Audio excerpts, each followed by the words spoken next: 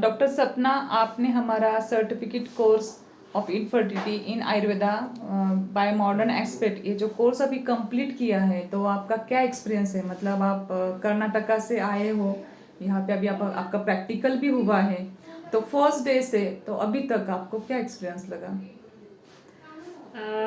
I actually want to share my review on this. क्या हो गया कि almost we have done many of the courses outside on through online के माध्यम से बहुत सारे किए हैं हम. But the thing what happens there is जो सीखते हैं it has been limited to few of the points. It's been not covered totally the syllabus what we want to know.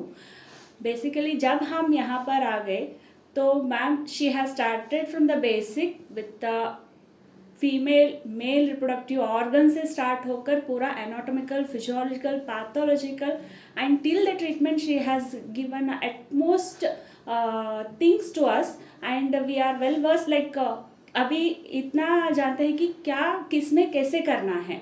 We are practicing many things outside in our clinics but we have a lacuna with the basics भी हम भूल जाते हैं एक बार. तो revision जैसा हो गया यहाँ पर हमको. Along with that application mind कैसे किस में कैसे करना है she has taught us that. And basically hormones specially hormone level हम जब ग्रेजुएट में पढ़ते हैं it's very limited and it's a part of our syllabus में जैसे है हम पढ़े रहते हैं.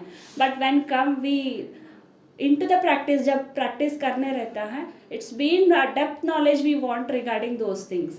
then only we can have an treatment aspect कैसे हम प्लान कर सकते हैं कैसे हम मेडिसिन को प्रिपेयर कर सकते हैं regarding that we will get to know. so example अभी प्रोजेस्टेरोन किस लेवल पर कहाँ पर किस टाइम पर इंक्रीज होता है एस्ट्रोजन कहाँ से कहाँ इंक्रीज हो रहता है each and everything she has taught. So इससे हमको क्या जानता है कि बेसिक लेवल से एडवांस तक कैसे करना है first thing. Next to coming with the treatment aspects along with that investigations. Basically investigations जो हम ओपीडी लेवल पर करते हैं we get everything with the normal reports but also we have a lacuna with the further क्यों हमको conclusion नहीं आ रहा कि why the couples are suffering with the infertility here is basically we won't go to the further step with the advanced treatments with the allopathy, like for example hysteroscopy and laparoscopy where madam is been dealing with this two topics very wide and depth manner. so यहाँ पर हमको मालूम हो जाता है कि what is the lacuna behind that. laparoscopy में हम क्या क्या देख सकते हैं internally what the issue is going on. she is been doing that and she has taught us too. But the thing we have to be certified to those things if then only we can practice it. But the knowledge behind getting those laparoscopic surgery and everything we will get to know when you are in the practicing the OPD level. Next with the treatment aspects. Example treatment aspect कहाँ तक limit होता है कि if we do it at the basic level of OPD we give the medicines where the couple will take, they will go on taking, everything will be normal, then also they are going to not get conceive. यहाँ पर जहाँ तक हम investigation proper तरीके से नहीं हुआ with the laparoscopy when the patient is been diagnosed with the tuberculosis when they have been sent for the histopathology after the histoscopy and everything then only we can treat it further. Until than हमको पता भी नहीं रहता कि उसको TB है बोल के. सो ये सभी चीज़ें हमको यहाँ पर आने के बाद से थोड़ा कुछ एडवांस तरीके से अपडेट हुए हैं फर्स्ट थिंग.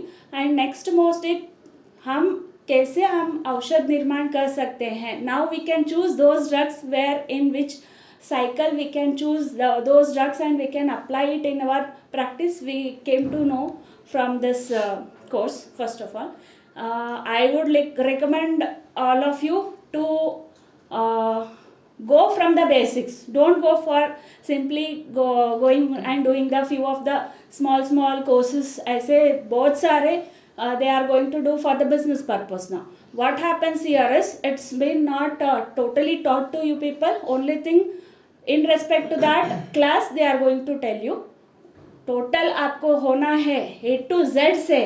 तो come over here and take the opportunity to practice in your future for the updation. तो आपको कैसे लगता है, जैसे पहले दिन आपने कोर्स ज्वाइन किया तब का नॉलेज और अभी आपको उतना कॉन्फिडेंस अभी आपको बिल्ड हुआ क्या? Not only in infertility also but gynaec related all the मतलब प्रॉस्पेक्ट, जैसे कि फाइब्रॉइड्स है तो अभी आप क्लियर डाउट आपके हो गए, मतलब Yes. कौन सा फाइब्रॉइड कहाँ पे है, कहाँ पे Yes. हमें ध्यान देना है इन इनफर्टिलिटी पेशेंट। Yes. और हार्मोन्स का भी, मतलब Yes. जो हमारा सिलेबस है आयुर्वेद का और जो आपने अभी ज्ञान प्राप्त किया है, इसमें क्या फर्क लगता है आपको? बेसिकली वही जो मैन में किया बोला है, हाँ। At the sum of a 5 centimetre से जो नीचे का है we can treat it OPD level, but beyond the 5 centimetre we have to go for the surgery itself. That basic things also we came to know from this course. ऐसा है कि सभी लोग if like they are going on practice, patient आया है, they are going to do, they are going to give the medicines and they are going to send the patients. but patient के तरफ से भी हम देखना है कि कब कैसे स्टेप में कौन सा प्रोसीजर लेना है, कौन सा स्टेप लेना है. that can only be judged by this course. और अभी आप कॉलेज को अटैच है, आप खुद लेक्चरर हो, तो आपको क्या लगता है कि जो हमारे नए स्टूडेंट है आयुर्वेद के, जो अभी जस्ट पास आउट हुए या थर्ड ईयर गायनेक के है, तो इनको ये नॉलेज मिलना चाहिए क्या?